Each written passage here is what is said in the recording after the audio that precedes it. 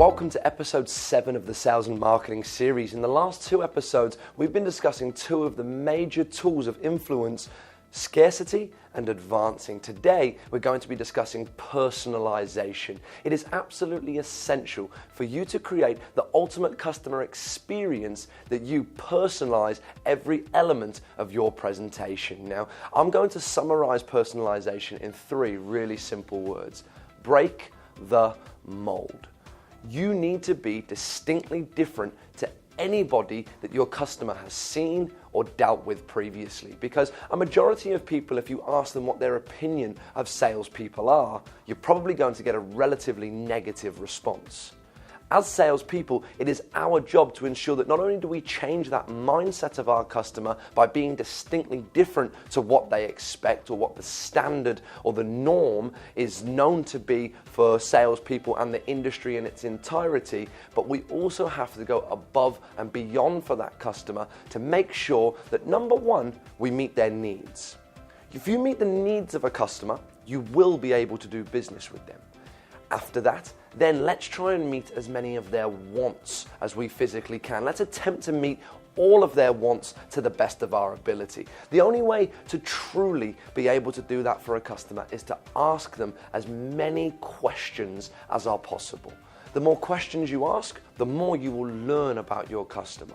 The more you learn about their desires, about their wants and needs, the greater ability you have to be able to meet their requirements. Not only asking questions, that's the easy part. Salespeople are very good at talking. What they're not so good at is listening. Not just listening, but actively listening, engaging with the customer, eye contact, the continuous nod of the head to let them know, I'm with you, I'm hearing you. If you're doing a lot of your business over the telephone, it's essential that you give tonal agreements. Yep.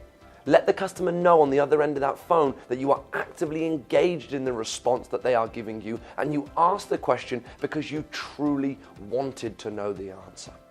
Another essential way to be able to personalize and to be consistent is to make sure that you stick to your story. Many salespeople alter their characteristics or their traits to be able to try and mirror or match the customer that they're dealing with. We beg you to stick to being yourself. Love yourself as a person. Love your story. It was one of my greatest mentors, a gentleman, Jack DeLoza, the founder of the Entourage and MBE education, that said to me, be unapologetically you. I hope that you have the ability to be able to do the same. Let's summarize personalization and why it influences a tool by looking at some real life formats. I mean, look at me personally. Or do you think that I would prefer to have a suit off of the rack, or do you think I prefer my suit from the tailor's? Of course, the answer's obvious, but which one of those am I going to pay more for? A wedding dress. Do you think that a bride wants to get her wedding dress straight off the rack, or one that's tailor-made to the contours of her body for her big day? The answer, again, is pretty obvious. So not only does personalization make your customer more inclined to purchase from you, it actually means they're probably going to be willing to pay a premium for it.